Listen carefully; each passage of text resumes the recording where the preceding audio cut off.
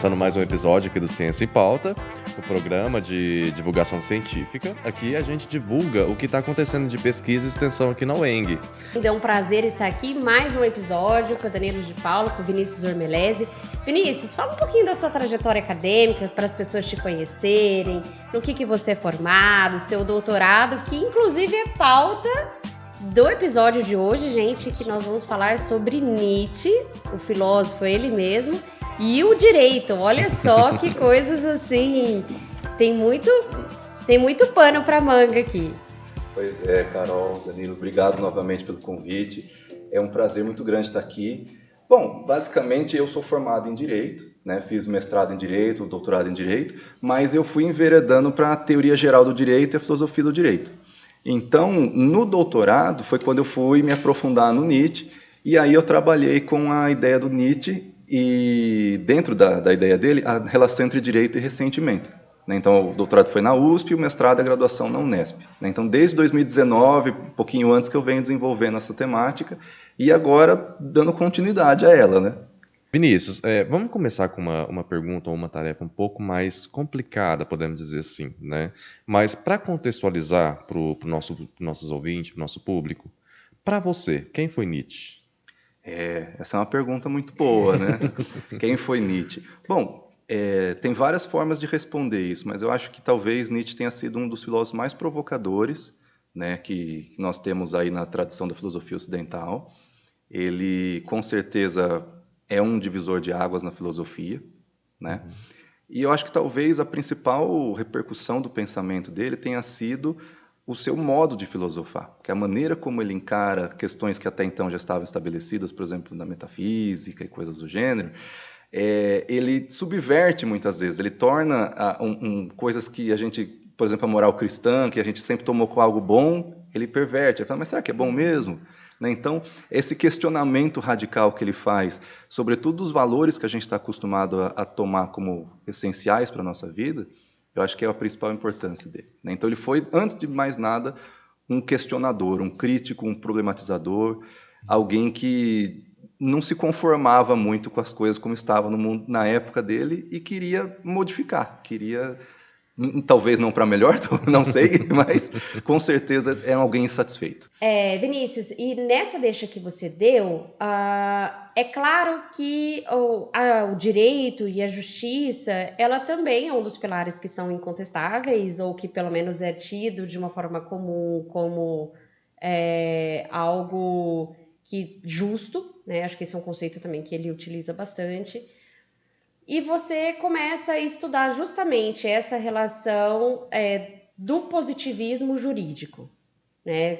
O que seria o positivismo jurídico e aonde que o Nietzsche entra?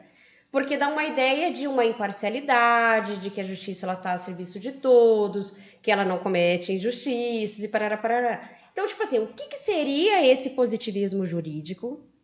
Pensa nos nossos ouvintes, nas pessoas que estão... E como que o Nietzsche entra para, de certa forma, alinhar em alguns conceitos nisso, mas também desconstruir. Fala assim, tá, a justiça está aqui, mas vamos refletir sobre ela. O positivismo jurídico, de uma maneira geral, é uma ideia que tem dentro da filosofia do direito, de que o direito ele só tem a sua validade efetivamente a partir do momento que ele é criado por alguém. Essa é a ideia mais básica do positivismo jurídico. Ou seja, não existe um direito antes do ser humano criar esse direito. Não existe um direito na natureza, não existe um direito que vem de Deus ou que vem de qualquer lugar. Basicamente, é um direito que precisa ser estabelecido. Essa ideia, que é uma ideia básica do positivismo jurídico, dessa ideia o Nietzsche comunga assim, abertamente. Por quê? Porque na ideia de justiça natural, por exemplo, se você pensar que ele está combatendo, por exemplo, uma moral cristã, que tem aí a ideia de que um Deus criou a natureza, então na ideia de uma moral natural, você teria a ideia de que essa moral natural, esse direito natural foi criado por Deus. Então, são coisas que estão interligadas. Você optar pelo positivismo jurídico na visão do Nietzsche, né, eu acho que ele olhando para... Se ele tivesse que escolher entre o positivismo jurídico ou a sua alternativa, que é o direito natural, ou essa ideia de que exista um direito na natureza, faz mais sentido o positivismo, já que ele está tentando desconstituir essa ideia de que existem valores absolutos. E aí você dizer que existe uma justiça na natureza porque foi criada por um ser absoluto, isso para ele não vai fazer o menor sentido. Então ele se alia do positivismo jurídico nesse sentido. E em algum momento ele se distancia e questiona alguma outro ponto que ele coloca desse positivismo ou não? Ou ele... Nietzsche fala muito pouco sobre positivismo efetivamente jurídico. Na minha leitura que a gente consegue aproximar algumas coisas que ele fala das ideias que o positivismo jurídico também defende. Mas o Nietzsche, em específico, ele não vai tratar de positivismo jurídico. Ele vai ter uma visão sobre o direito que se alinha à visão do positivismo jurídico. Então, os autores do direito que ele leu são autores da época que estão inseridos nessa tradição positivista do direito, mas não são autores que efetivamente defendem um positivismo tal como existe hoje. Então, quando eu falo que o Nietzsche ele tem uma afinidade maior com o positivismo jurídico, não dá para dizer que é com o positivismo jurídico de hoje em dia. É um positivismo daquela época, né? Ele está se constituindo. Então, por exemplo, tem o Rudolf von Jhering, que é um jurista da época, que está dentro dessa tradição positivista. Nietzsche vai ler um dos livros dele, que é a Finalidade no Direito, e lá ele vai discutir algumas ideias, a partir da leitura do Jhering. E algumas ele vai concordar, outras ele não vai concordar. Então, a gente, olhando para o que o Nietzsche disse e comparando com as ideias do positivismo, a gente consegue ver que existem semelhanças entre eles. Mas não que seja algo necessariamente derivado, o que Nietzsche falou assim, não, aqui estou sendo positivista. Isso não, isso a gente não vai ter. Continuando um pouco nessa linha sobre semelhanças, Nietzsche ele aproxima as ideias centrais do positivismo, podemos dizer assim, Isso. certo? E como que se dá essa atribuição da lei do valor do justo e em que medida ela se distancia dessa ideia? Você poderia explicar? Então, um dos autores com quem Nietzsche vai trabalhar nessa jornada dele, digamos, para discutir as questões referentes ao direito e à justiça, é um autor muito underground assim da época, que é o Eugen Dühring. E o Dühring, ele começou a ganhar um certo protagonismo na segunda metade do século XIX, dando alguns cursos na Universidade de Berlim, e alguma das questões que ele trazia era essa ideia de que existiria uma justiça na natureza, mas não uma justiça na natureza do ponto de vista divino, metafísico, transcendente, nada disso, mas de que existem certas questões que são naturais, a ideia de uma natureza meio que biológica. Então, por exemplo, o Dühring vai dizer assim, olha, você faz um mal para mim, e provoca em mim uma lesão, provoca em mim uma reação negativa, essa reação que você produziu em mim, né, e que me causou esse sofrimento, ela é um indício de que o que você fez é errado. Porque se você não tivesse feito essa sensação ruim, né, provocado essa sensação ruim em mim, né, ela não teria surgido sozinha. Então, o natural é eu querer me vingar. O natural é eu buscar o instinto de retaliação. Então, um direito baseado nessa ideia, ele se aproxima daquilo que seria o natural. É uma forma meio de perverter o que seria o direito natural que o Dühring está propondo. E o Nietzsche olha para isso e fala, não, que absurdo. Né? Não faz o menor sentido um negócio desse. Por quê? Porque a vida, de uma maneira geral, ela é cheia de pequenos problemas, de sofrimento, de dores, né? Se você levar isso para o universal, você acaba querendo justificar que qualquer mal que você sofre, ele necessariamente tem um culpado, necessariamente tem alguém que foi que provocou essa culpa. Aí ele vai chegar na ideia do ressentimento depois em relação a isso. Então, para ele dizer que não existe uma justiça natural nesse sentido, que você só tem uma justiça efetivamente, ou só pode dizer que ela existe a partir da instituição da lei, é dizer que na natureza, se você olhar para a forma como a vida ela se coloca, do ponto de vista físico, psicológico, né, biológico até, ela não traz algo bom ou algo ruim. Ela é simplesmente vida. Somos nós que valoramos a realidade e estabelecemos, segundo a lei, por exemplo, o que é certo e o que é errado. Então, só podemos falar de justiça depois que alguém vier e estabelecer o que é certo e o que é errado. Antes desse estabelecimento, não é possível falar de justiça. Então, é nesse sentido que o valor do justo não pode existir antes de existir a instituição da lei. Isso, muito bom. E nessa linha de raciocínio, gente, eu não falo alemão, eu vou tentar aqui de novo, se eu me perder aqui. Quando o Nietzsche vai rechaçar essa ideia do Dühring, Eu vou virar meme depois desse podcast, gente, mas tudo bem. Ah, mas é difícil mesmo, viu? Estamos aqui com um filósofo Pois também, a é. gente tinha que falar sobre alemão. Já falamos inglês, agora alemão. Esse podcast está super internacional. Ele vai fazer essa distinção do ponto de vista da base psicológica e da base jurídica. Acho que você conseguiu falar, mas você conseguir detalhar um pouco essa separação quando Nietzsche fala, não, isso que você está falando do ponto de vista da vingança, eu vou contestar por meio de duas bases, né? Uma do ponto de vista da base psicológica, outra do ponto de vista da base jurídica. Você conseguir explicar para a gente essa distinção que ele faz para ir contra essa ideia de vingança como um direito? É porque a impressão que se dá para o alemão, vou falar assim, é que é quase um direito natural o instinto de vingança, já que é como se fosse até uma reação, é uma perspectiva até reativa Exatamente. que o alemão propõe, né? Vou falar alemão, gente, eu não vou gastar o meu alemão aqui de novo, vocês me perdoem. E aí ele faz essa distinção, fala, não, vamos pensar que existe uma ação do homem, tanto é que se cria as instituições, as leis, que vão regulamentar, de certa forma, isso, a nossa vivência em sociedade. Isso. Como que o Nietzsche separa? Não, isso aqui é de base psicológica, porque faz parte da nossa natureza biológica, mas também tem a questão do jurídico, que faz parte da nossa questão social. Ele faz essa separação ou não? As coisas no Nietzsche estão bastante interligadas, né? Ele, por exemplo, a distinção entre natureza e cultura, por exemplo, para ele não é algo tão categórico, elas se aproximam, né? Vida e morte, sim e não, bem e mal. O Nietzsche tenta trabalhar de uma forma que tenta superar esses dualismos, né? Essas visões diametralmente opostas umas das outras, né? Dicotômicas. Então, separar exatamente as duas questões é difícil porque elas estão interligadas. Mas a gente pode pensar numa separação, talvez assim, por um exemplo, de uma forma mais didática. Poderíamos pensar o seguinte: quando, aquele exemplo que eu estava falando, quando acontece uma lesão e alguém se sente prejudicado, isso traz para ela uma sensação ruim. Essa sensação ruim, né, esse aflorar de um sentimento negativo, isso é algo inevitável. Né? Todo mundo está sujeito a isso. Isso faz parte até da nossa constituição psicológica. O problema é o que você faz com isso, para o Nietzsche. Né? Você pode pegar esse sentimento reativo e, digamos, voltar ele contra você mesmo, e aí querer a questão da vingança, ressentir, e aí então criar toda uma ideia imaginária de perverter a situação para dizer que você foi ofendido, mas você está certo, o outro que está errado por ter te ofendido, e que os valores do outro são ruins, os seus valores que são bons, aquela coisa toda. Ou você pode, né, descarregar imediatamente. Ou seja, você sofreu uma agressão, você agride de volta. É como se fosse mais ou menos olho por olho, podemos dizer assim. Isso. Só que aí que está a questão.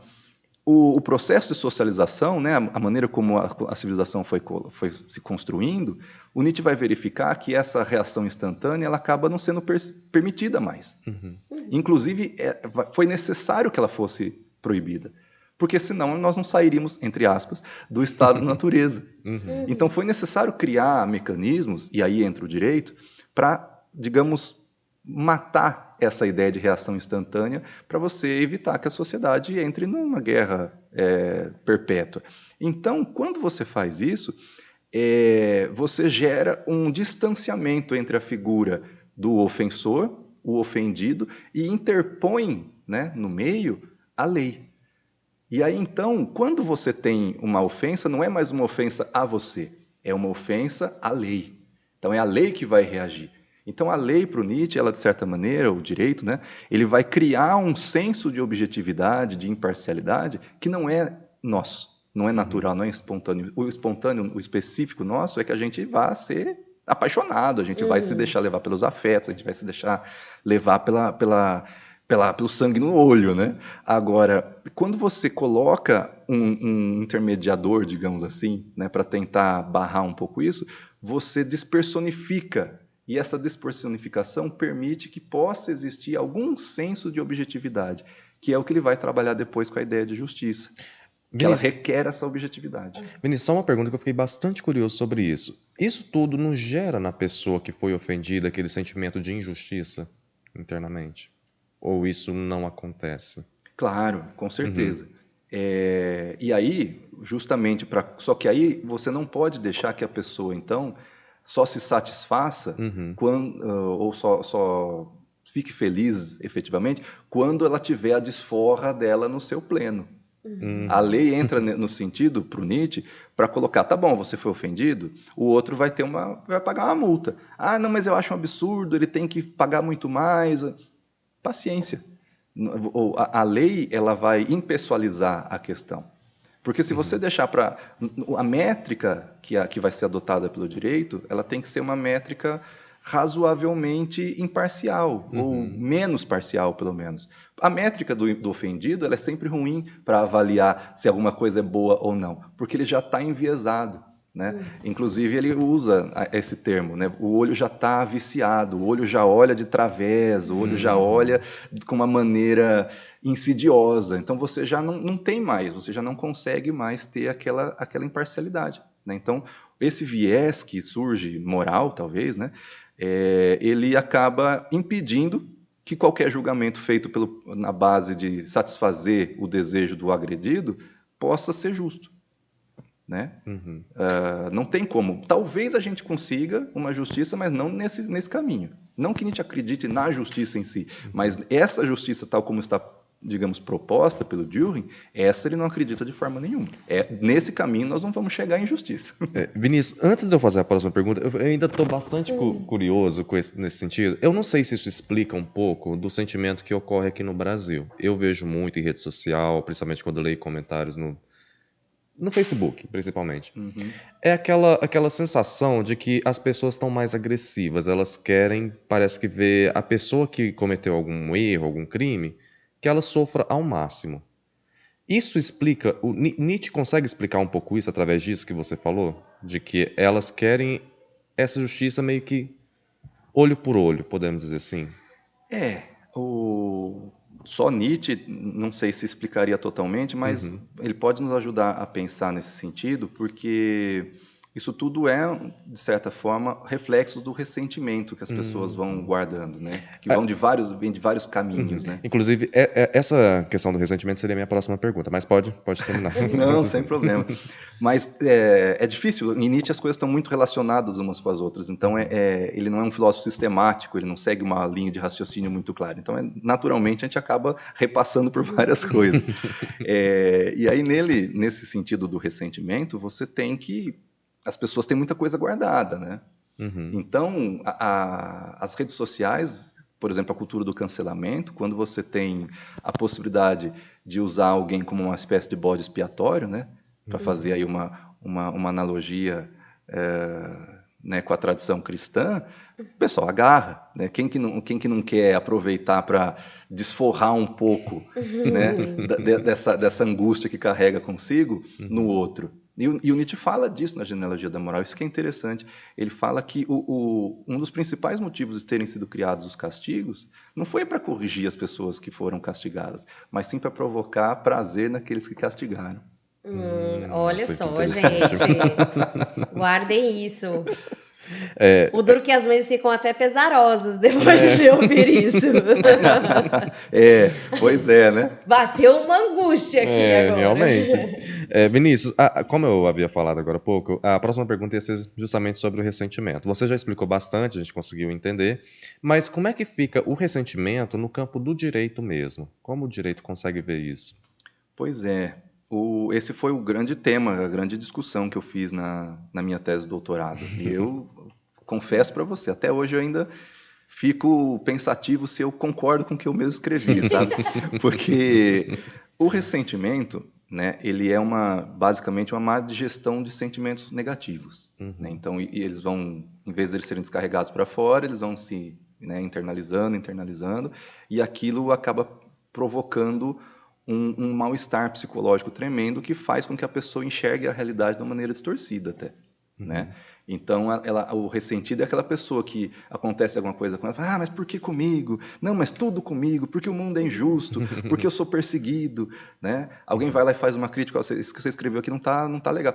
É porque está me perseguindo, porque não sei. Então, esse modo de pensar, nesse modus operandi, é uma maneira de viver de um ser enfraquecido, um ser que foi corrompido por esses sentimentos negativos.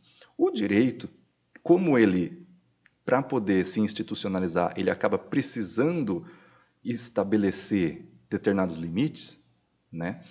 Ele acaba gerando como um subproduto o ressentimento, porque você não vai conseguir com que todo mundo fique satisfeito, né? Você vai ter descontentes, você vai ter pessoas que, né? Isso de uma maneira geral, em qualquer circunstância, quando você estabelece uma regra no sentido A, o B não pode mais, então, né, qualquer regra vai acabar implicando numa escolha.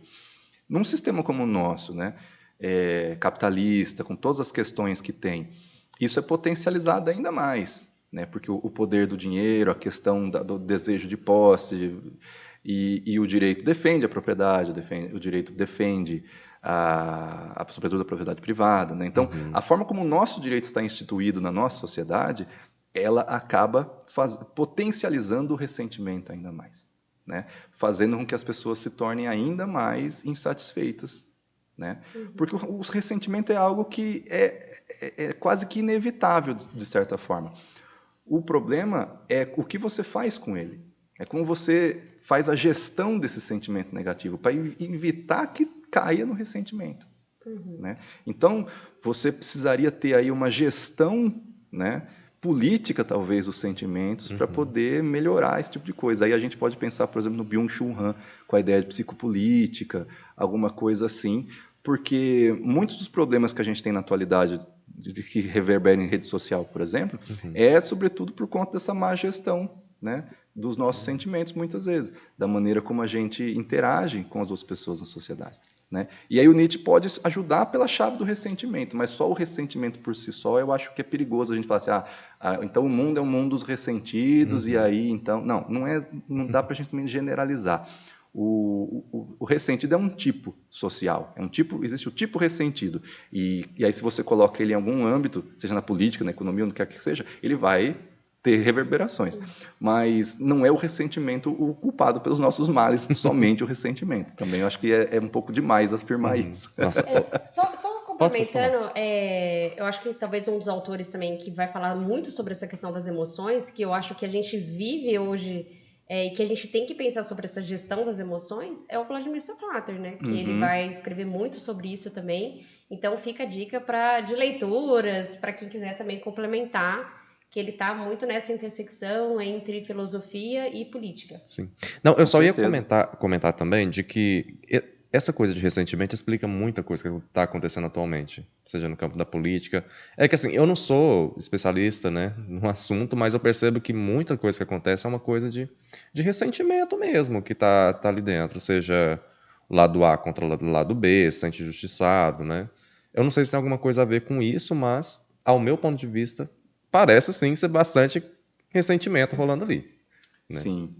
É, quando você passa a tratar a política do ponto de vista do indivíduo, né, porque a nossa política ela é basicamente pensada em cima da noção de indivíduo, de identidade, de eu, né, Sim. de subjetivação, enfim, e você perde a dimensão do coletivo, a política começa a perder o sentido, né, porque a política ela é basicamente uma questão do coletivo. Então, começa a ficar difícil o convívio em sociedade, né? Aí eu faço também uma outra sugestão de autor. Tem um autor do direito, um professor no Rio Grande do Sul, que ele escreveu, José Rodrigo Rodrigues. Escreveu recentemente um livro que eu ainda não li, mas o que eu li do livro achei fantástico e tenho muita vontade de ler, que é o Como Viver Junto, escrito sobre filosofia do direito. E lá ele aborda um pouco essas questões que estão te instigando aí. Então, de repente, é lógico que é uma abordagem jurídica, talvez não Sim. seja, né? Mas acho que está dentro desse mal-estar do nosso tempo. Muito bom. Ô Vinícius, pensando nessa ideia que a justiça ela produz, ela cria subprodutos e o ressentimento é um deles, e até de forma inevitável, e nem sei se teria como fazer de uma outra maneira. porque eu acho que sempre numa relação vai ter ganhos e perdas, então acho que corrigir, não sei se também seria essa palavra, daria certo. Mas o Nietzsche, como um contestador por natureza das coisas que estão sólidas, ele entende o direito também dentro de uma estrutura de poder, ele discute o poder na perspectiva e ele faz esse questionamento. Porque assim, até agora a gente defendeu e entende porque defendeu, porque ele falou assim, não, do que a gente tinha para cá, isso aqui é o melhor. Então, a gente precisava das leis para regular, de certa forma, essas emoções, para a gente ter, de certa forma, um convívio em sociedade que seja o minimamente aceitável. Daí a falar o seguinte, o que temos é o melhor que construímos, já é uma outra, uma outra posição. Então, ele questiona, de alguma maneira, essa estrutura de poder dentro do direito? Não sei se a palavra questionar depende do que a gente for pensar. Se você for pensar questionar no sentido, por exemplo, de algumas teorias críticas, não. Ele não chega nesse ponto, mas ele subverte, talvez subverter a gente possa usar. Como assim? Ele identifica, assim, uma relação cognata, assim, muito próxima entre direito e poder.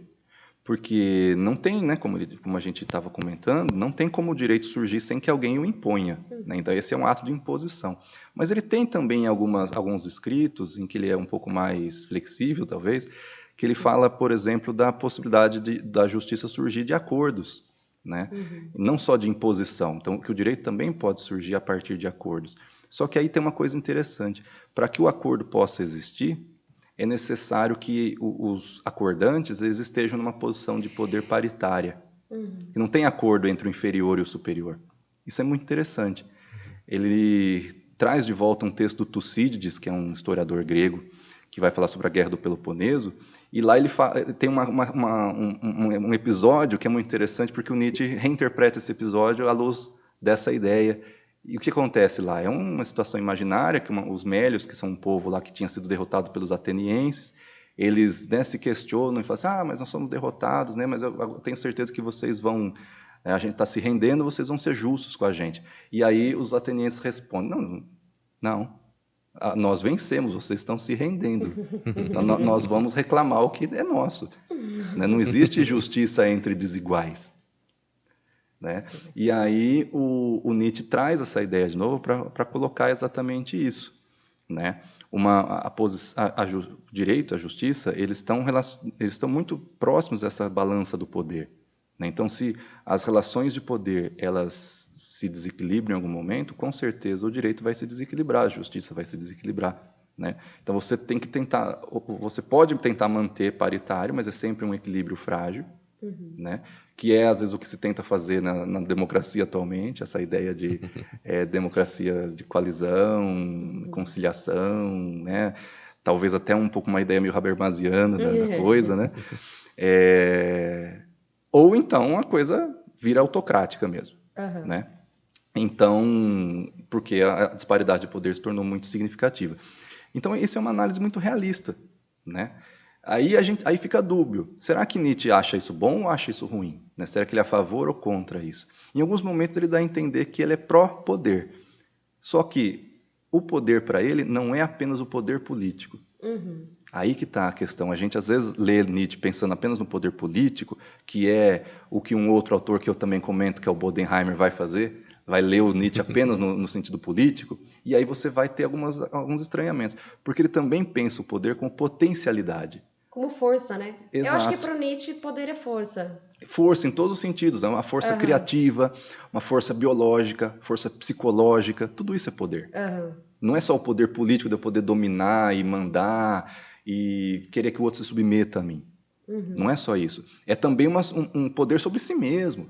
Né? Então, quando você enxerga assim, né, fecha a chave do poder no Nietzsche, a gente acaba, às vezes, caindo nesses vieses, que serviram, inclusive, para associar o Nietzsche ao nazismo. Né? E que é uma associação totalmente descabida.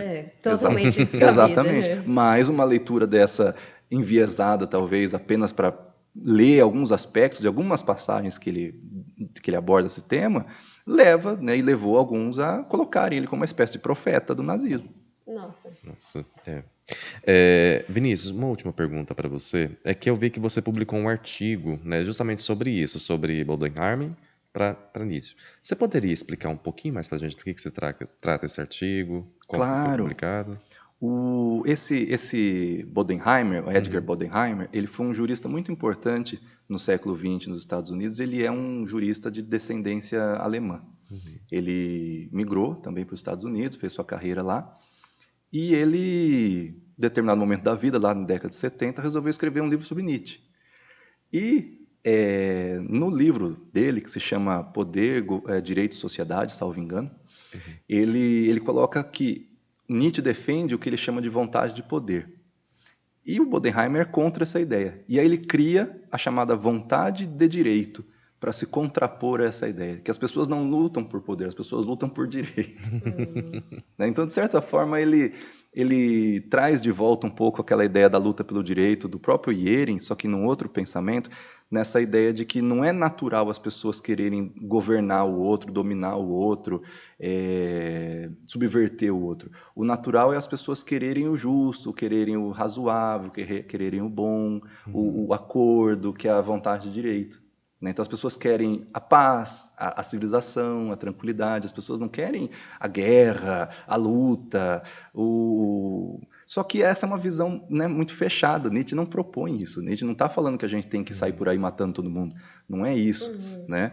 Ele não está defendendo o poder pelo poder. E o Bodenheimer ele faz essa leitura meio estreita. Eu escrevi esse artigo para mostrar, né, que você tem esses perigos, né, de fazer uma interpretação equivocada do Nietzsche, e também como parte de um projeto de pesquisa maior, que eu ainda estou desenvolvendo, que é analisar como que os juristas, de uma maneira geral, foram percebendo o pensamento nietzschiano. Né? Então, como que eles foram interpretando Nietzsche. E o Bodenheimer é um jurista.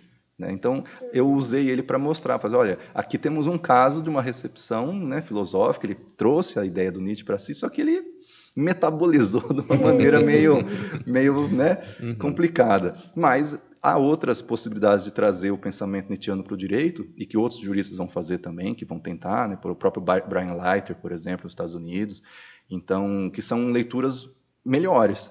Né? Então, eu não cheguei ainda a escrever sobre esses outros autores, mas o Bodenheimer está dentro aí desse projeto, né, de trazer leituras jurídicas de Nietzsche, como que os juristas foram lendo Nietzsche, né, algumas interessantes. E o Bodenheimer me chamou muita atenção porque ele foi um dos pioneiros. Né? E só que essa obra dele, né, não sei se por incrível que pareça, mas acabou caindo meio que no esquecimento. E aí eu quis resgatar também por isso. Porque se você procurar, né, se você faz um levantamento, há pouquíssimos textos sobre isso, há pouquíssimos estudos sobre isso, esse texto dele em específico. Ele é conhecido por outras coisas. E aí, então, eu falei assim, olha, que interessante, né? Vamos juntar. E, na verdade, foi o Bodenheimer que me suscitou essa ideia de pensar como que os juristas vão interpretando o pensamento de Nietzsche. E o bom, porque assim, o Nietzsche ele não tinha preocupação de trazer respostas para Exato. nada. Ele ia lendo as coisas, ele produzia uma filosofia, não era uma filosofia panfletária que a gente vê muito hoje em dia, né? Era uma outra filosofia. Então, ele não tinha essa preocupação, na verdade, de colocar as coisas em caixas e explicar as coisas. Então, acho que você vai encontrar uma gama de interpretações sobre Nietzsche vastíssimas. E a gente, por exemplo, aqui no caso do Brasil, eu sei que as traduções também, elas geram interpretações. Isso também é um ponto importante, que os tradutores, muitas vezes, acabam, mesmo que talvez não querendo, né, de forma... mudando alguns sentidos das palavras, o que pode também interferir nesse processo. Gente, eu amei o nosso bate-papo. Nessa Eu que temporada, agradeço. todos os episódios tá sendo empolgante, tá Não sendo uma coisa é? divertida de fazer, né? Vinícius, a gente está encaminhando para o final. Eu gostaria de fazer a última pergunta. Se você tem alguma coisa a dizer para o nosso público, alguma palavra, pode usar esse Olha, tempo à vontade. Não, só para fechar essa ideia que a Carol estava comentando, de fato, a filosofia do Nietzsche é muito instigante, né? E, inclusive, a gente poderia dizer até que ela é extemporânea, que é uma palavra que ele gosta muito. Talvez esteja aí a genialidade dele, ter conseguido escrever uma coisa lá no final do século XIX e a gente está debatendo ela até hoje. Né? É um autor que transcendeu a sua época, que, né, ultrapassou os limites cronológicos da existência, né? E vem aí, né, até hoje. E, assim, eu só tenho a agradecer, né? Em primeiro lugar, aí, o convite. Foi um prazer estar com vocês aqui nessa tarde, né? Poder falar um pouquinho de um autor que eu tenho tanto carinho, que a gente estuda há tanto tempo. E para o público também agradecer, né? E dizer, né, que continuarei com as pesquisas sobre Nietzsche, né? Tiverem interesse, procurarem lá pelos meus textos, né? Podem entrar em contato comigo diretamente também. E agora, outro tema que eu venho seguindo também, que talvez eu vá perseguir, é, quem sabe, fazer um vínculo entre o Nietzsche e um pensador bastante conhecido no direito, que é o Hans Kelsen, que aí, de repente, vai agradar mais a comunidade jurídica, né? Tem já alguns estudos sobre isso, mas eu quero fazer uma abordagem diferente da que vem sendo trabalhada. Olha, é maravilhoso. E a gente acabou falando muito de conceitos e não falamos da vida pessoal do Nietzsche, porque vocês estão achando que toda essa produção surge da Mil Maravilhas. E foi uma pessoa que também sofreu muito, né, o Vinícius? Nossa, assim, demais. inclusive, o processo da morte dele é bem tumultuado. Teve sífilis, não teve sífilis, morreu como? Então, assim, eu acho que a gente deixou passar, mas isso é para chamar o Vinícius depois numa próxima Para um próximo oportunidade, né, episódio. Vinícius? Claro, vai ser um prazer. Vinícius, eu agradeço profundamente, prazer imenso ter você aqui conosco, certo? É meu. E, pessoal, só reforçando, né? Acompanha a gente no YouTube, no Spotify e agora que a gente é videocast, certo? É isso aí. Tchau, tchau, pessoal. Até a próxima.